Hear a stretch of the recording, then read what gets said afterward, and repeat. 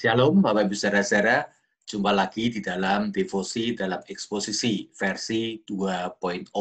Seri pelajaran Alkitab secara kronologis yang sekarang dibuat dalam bentuk yang lebih praktis. Hari ini kita akan membicarakan pada Minggu 2 Agustus 2020 ini tentang berhala selalu mencari kesempatan untuk masuk ke dalam hati. Bacaannya terambil dari 2 Raja-Raja pasal 21 serta 2 Tawarik pasal yang ke-33. Bapak Ibu, kemarin kita telah membahas Raja Hizkia di dalam DTE Kamis sampai Sabtu 23 sampai 25 Juli. Raja Hizkia bahkan menjadi tipologi dari Mesias Sang Pembebas Israel, DTE Rabu 22 Juli dalam paparan tentang kitab Yesaya.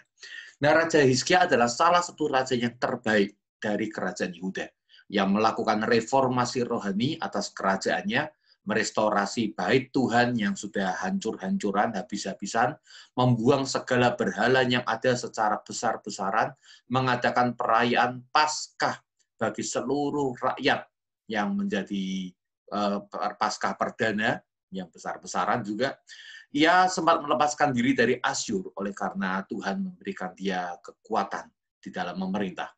Namun, ia pernah ditekan juga oleh Asyur, tapi oleh karena mujizat Tuhan, secara ajaib malaikat maut datang memporak-porandakan kerajaan Asyur, tentaranya yang sedang mengepung Yerusalem, sehingga akhirnya Hizkia sampai pada akhir pemerintahannya di dalam keadaan aman dan tentram. Penggantinya adalah anaknya sendiri, namanya Manasye. 2 Raja-Raja pasal 21 ayat yang pertama berkata bahwa Manasye berumur 12 tahun pada waktu ia diangkat menjadi raja, dan ia memerintah cukup lama, 55 tahun lamanya, salah satu raja yang paling lama memerintah di kerajaan Yehuda ini. Yang memerintah di Yerusalem, dan nama ibunya adalah Hefzibah. Saudara, kita nggak punya data tentang siapakah Hefzibah ini. Namun kita punya sebuah pendapat atau penafsir punya pendapat bahwa Hefzibah ini adalah orang yang sangat mempengaruhi kehidupan daripada Manasye.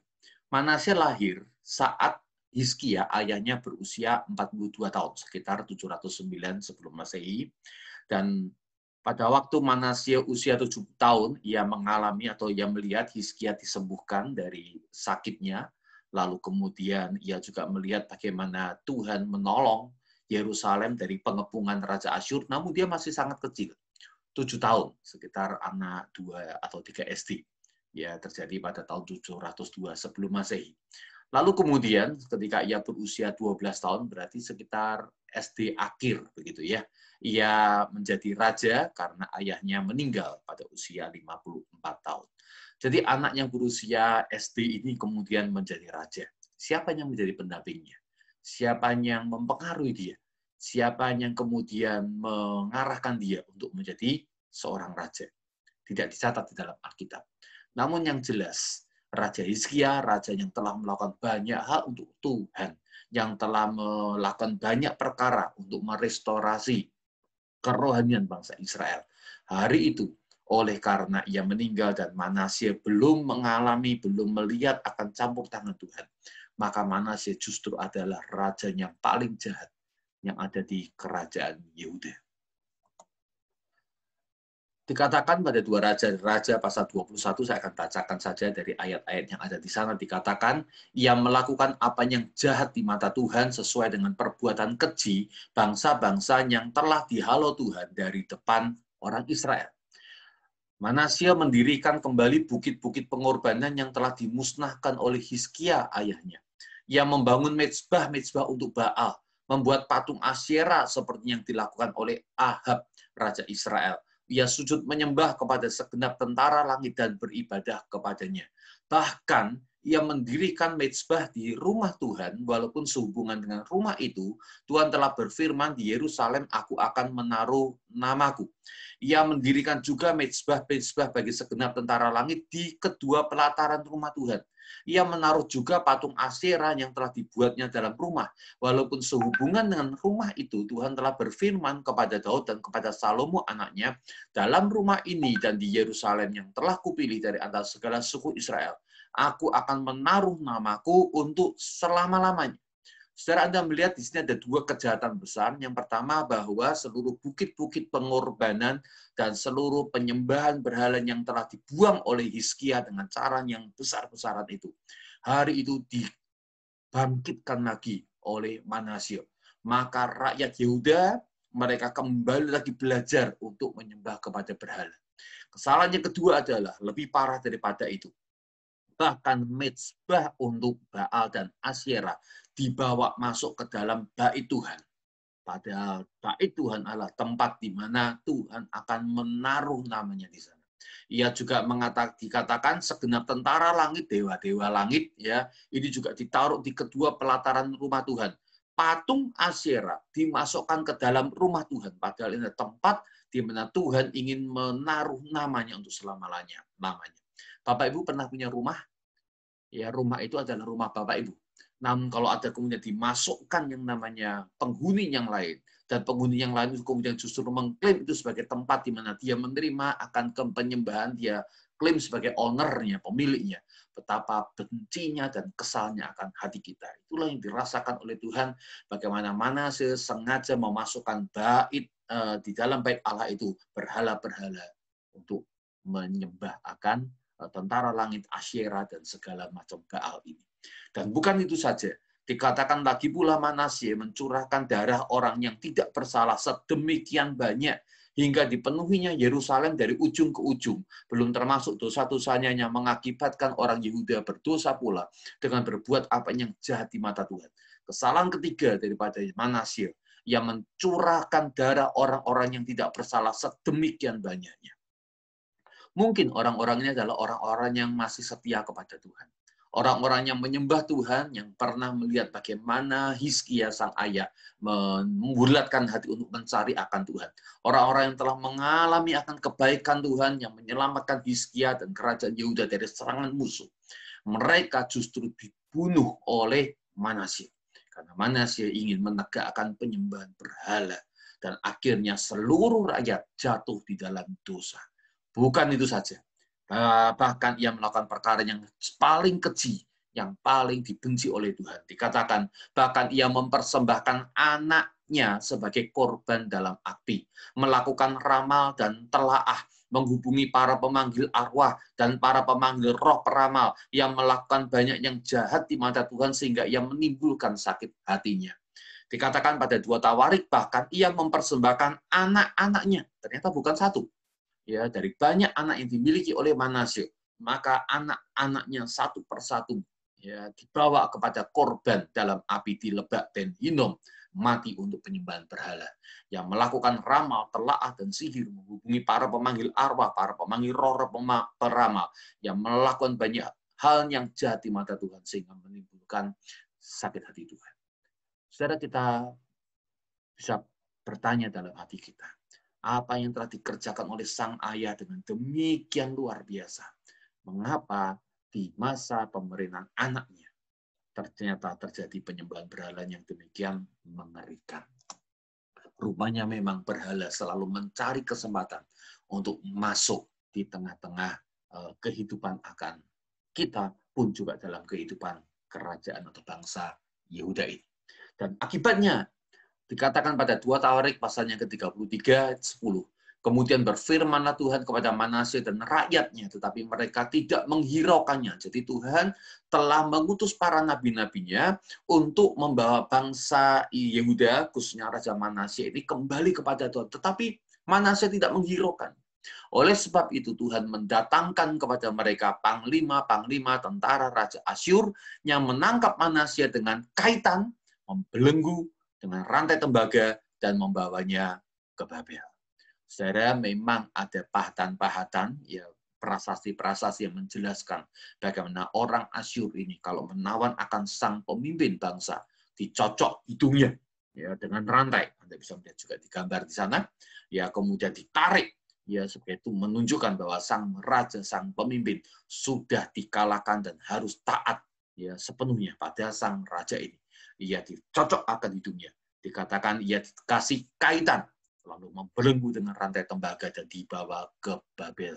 Di sana Raja Manasye mengalami penderitaan yang sangat Ada catatan, saudara, di dalam prasasti-prasasti yang ada di Asyur, khususnya prisma dari Raja Esarhaddon dan prisma dari Raja Asyurbanipal, bagaimana mereka berhasil mengalahkan akan Yehuda, khususnya mereka berhasil untuk mengalahkan atau menawan, membuat takluk dari Raja Manasye ini.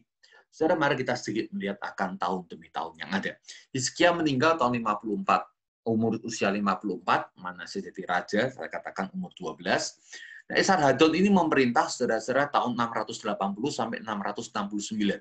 Jadi kita bisa melihat di sini bahwa Esarhaddon inilah raja yang mengalahkan akan Manasye dan mencocok hidungnya untuk menjadi tawanan kepada Asyur. Dan memang sesuai dengan prisma yang ada di dalam peninggalan di Asyur ini. Nah, di dalam keadaan yang sangat terdesak, sangat dipermalukan, dan sangat menderita ini, 2 Tawarik pasal 33 ayat 12 berkatakan, dalam keadaan yang terdesak, maka Manasye berusaha melunakkan hati Tuhan Allahnya. Ia sangat merendahkan diri di hadapan Allah nenek moyangnya. Ia berdoa kepada Tuhan, dan Tuhan mengabulkan doanya. Ia mendengar permohonannya.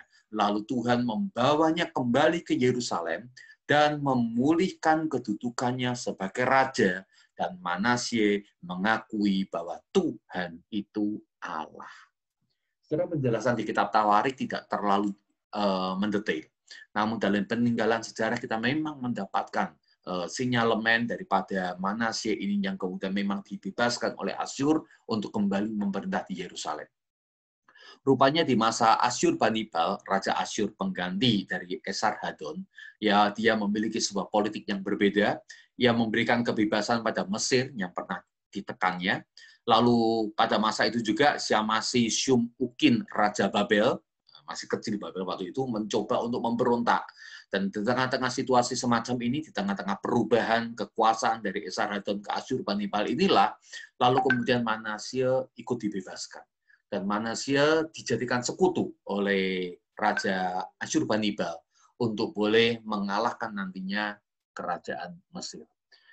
Bagaimanapun yang terjadi, Tuhan sang pemerintah sejarah ini, Tuhan memiliki sebuah cara yang luar biasa untuk boleh membawa akan Manasye yang bertobat.